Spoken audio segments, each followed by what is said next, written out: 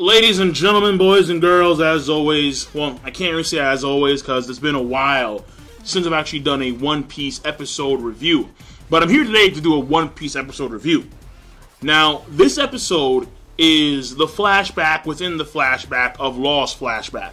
And this is what makes people dub the Law's flashback as the saddest, as the most intense, the most heavy, whatever you want to call it.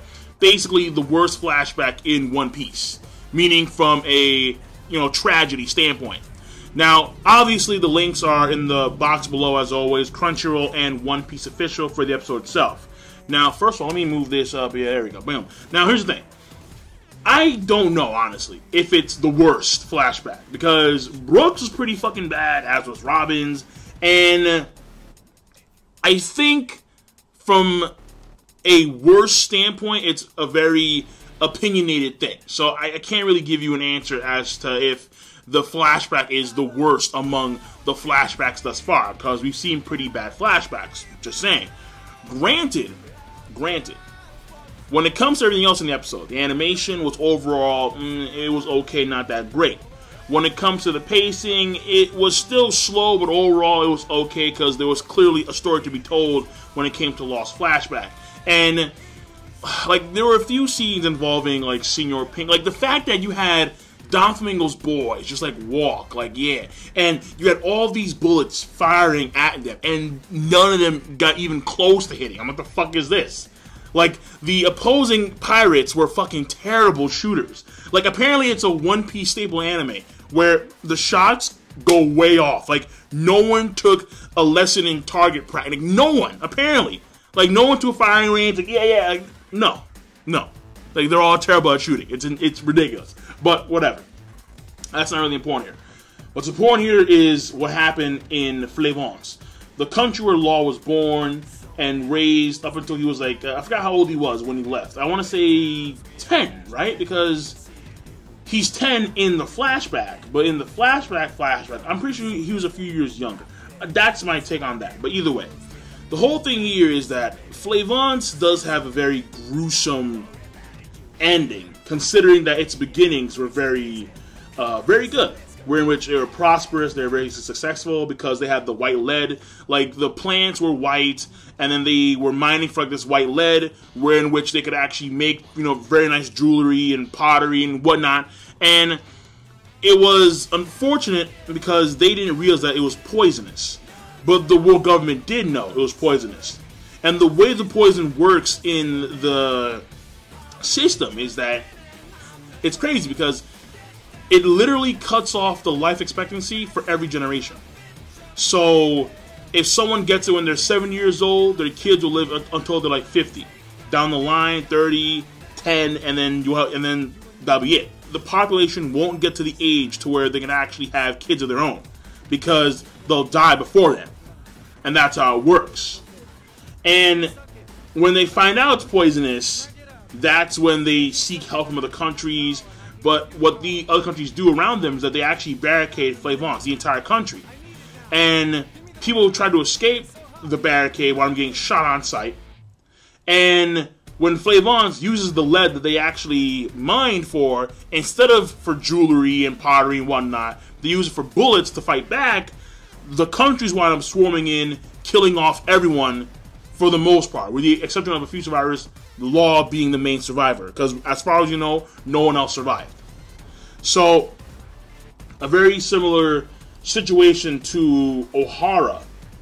But unlike O'Hara, Robin, who didn't have anybody, because, she had her mom, but, like, that was really it.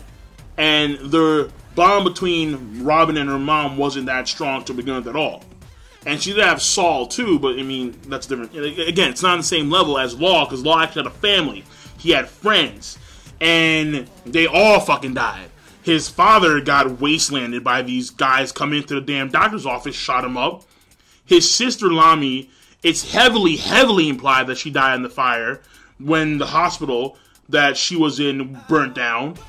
The nun and the kids, his friends that they were with, like, the kids are like, we're gonna survive, we're gonna make it through. Like, they even said that when it came to the kids, they were going to escape because, or they're gonna, have the chance to survive because that's what the soldiers told him. And apparently they tricked the fuck out of them because they just killed him on the damn spot. And it's mad heavy. It's mad fucking heavy. You're like, shit. Like, dude. Damn.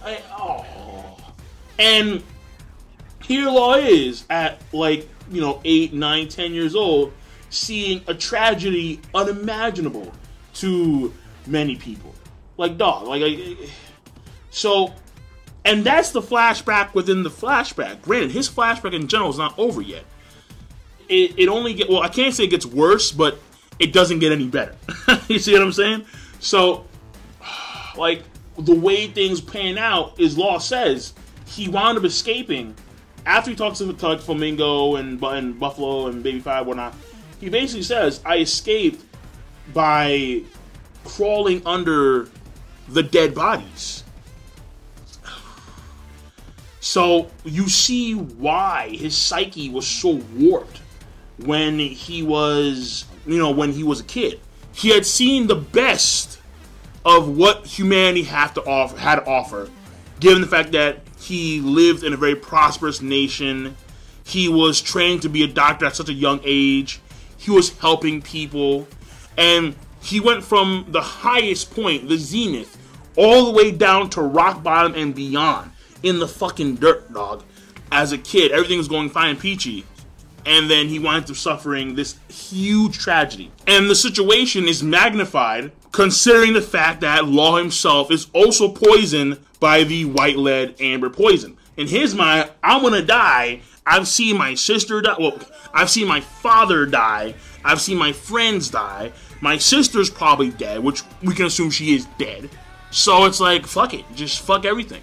Like, I want to make people suffer. I want to make people go through the same shit that I did. That's my only purpose for living right now. And Flamingo loves that. He's like, yeah. So, it's fucked up. It's very fucked up. From a character development standpoint, it's massive on Law. From that alone, it's a clearly yo episode. Like, from that alone, yeah, because you're like, dude, like, he's up there. Like, he's easily top 3 when it comes to worst flashbacks. Easy top 3. And it's not even over yet, okay? So, that being said, the episode, because that's really it. I mean, Senior Pink was saying a few good things here and there, because, you know, he's Senior Pink. He was saying the whole thing about how, like, this is so very human, you know? Like, it's nothing new. We're fucking savages, all right? Like, we're literally one chromosome away from fucking chimpanzees. So it's not like, oh, we should expect more from us. Like, no. We're savages. We may have more technology, we may gain more intellect, but at the end of the day, at our core, we're still savages. So that was pretty intense from Senior Pink's standpoint. And also seeing the Don Quixote pirates in their younger years. Again, Senior Pink looking very slim, no baby outfit, whatnot. You have Mach Weiss, jacked, huge. Same thing for Lao G, looking just rippling muscles, like what the fuck. Even Jola's looking a little better, yeah, a little better. So, like, that was good, that was good. So, it had its ups, had its downs, but through and through the episode, I think, was a pretty good episode. I'm gonna give it a great, and mainly because of that standpoint of just the story. The animation could have been better, as always, no doubt about it. The pacing could have been faster, as always, no doubt about it. But the story for Law is what really makes the episode shine. No doubt about it. So episode overall is going to be great, and I'll leave it at that. So King Lightning, rate the video, comment, subscribe, and I will see you guys later. Give me your thoughts on the flashback within the flashback. So that's it. Have a nice one. Let me suck it and I can have power and I can give you power. Come on, jump it up and take it now. I need it now. Give me the blood. You're so hot. Good looking.